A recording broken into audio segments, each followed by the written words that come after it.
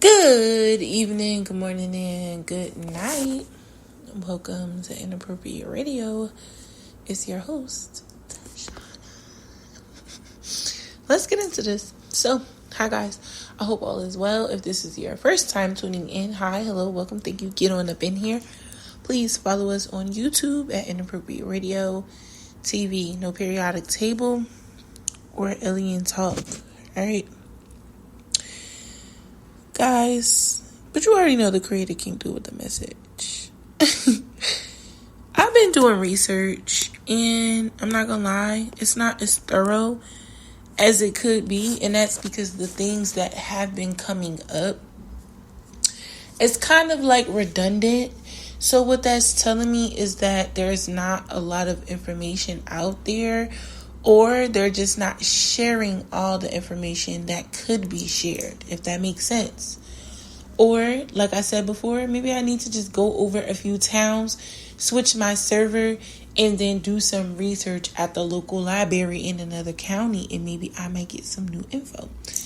Obviously, looking up books from different cultures and things like that may give us a new perspective, but just from what's in front of me, I can definitely tell that there are no real explanations for autism. Not yet.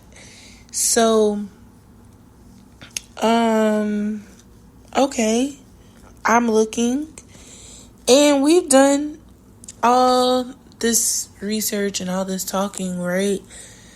But what I realize is that, have we really gone over like the real difference between someone who is neurotypical and neurodivergent?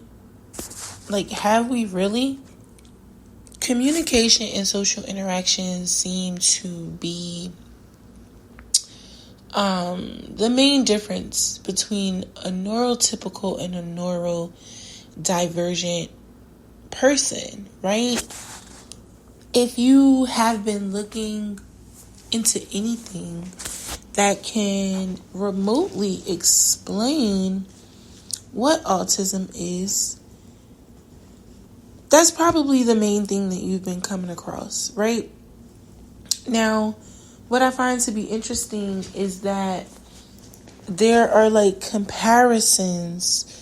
People who are considered to be quote unquote normal or neurotypical, they pretty much fall into categories where they can meet milestones that can be considered early or late, depending on, how you're measuring this. Now, what I find to be interesting is that a lot of autistic people are really freaking smart, and they can do all of the things that quote unquote normal people can do.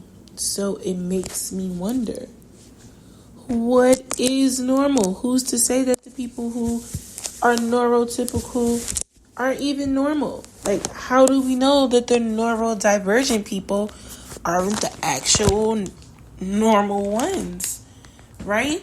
Because if we're born in a unique manner, how is it that everyone who is considered to be neurotypical doing everything the same or in a similar fashion, whereas people who are considered to be neurodivergent or autistic, they're basically moving at their own pace. They're in their own little bubble, right? So how do we determine or get to categorize what is normal and what is not, right?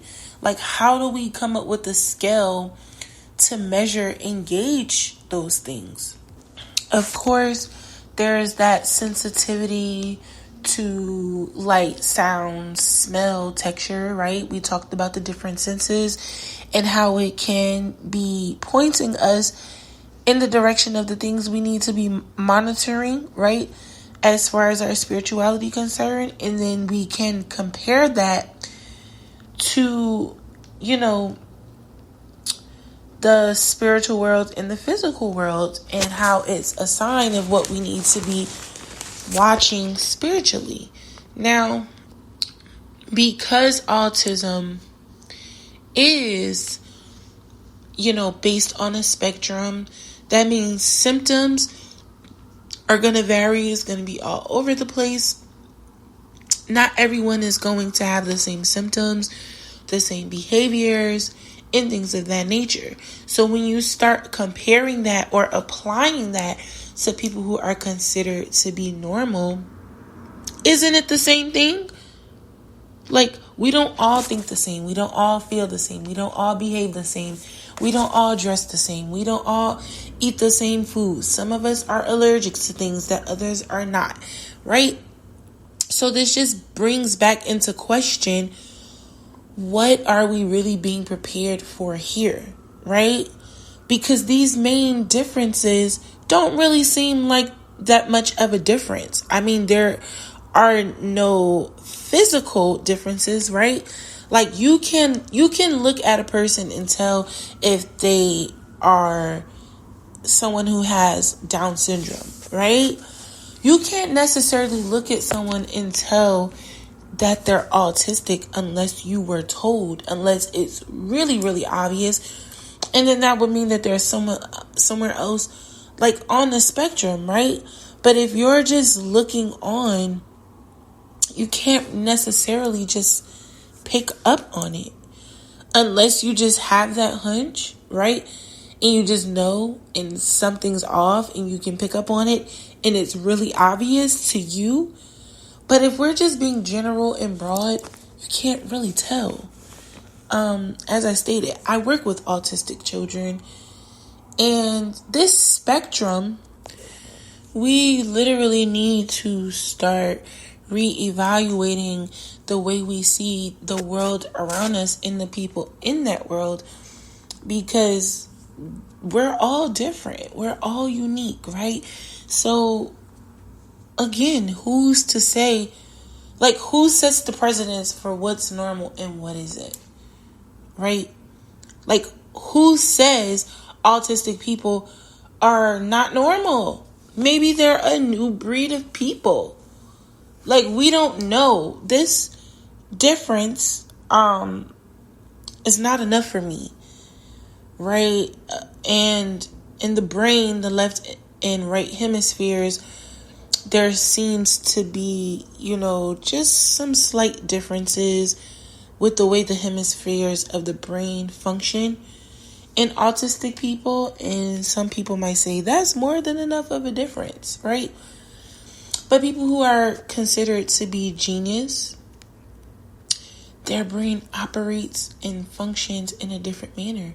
Like, how do we know that they're not autistic? You understand? So I think what we need to be looking at is if our understanding and perception of autism is even fair. Is it realistic? Right? Is it something that makes sense? Like, does it make sense for us to frame it the way that we've been framing it? And this goes back to the conversation from yesterday. I am almost certain that by the time we get to another few years, the name of this condition will have changed. There's going to be a slightly different checklist that has to qualify you. There are going to be a lot of different disorders that come out of it, meaning how Asperger and autism was considered to be one and how now it's separate, like because of observation and research and just time of getting to really see the difference. I believe with autism is going to be the same thing. There are going to be quite a few different conditions that are labeled out of this. I truly believe that only because there are just too many differences as it stands. Another thing that I believe we need to start paying a bit more attention to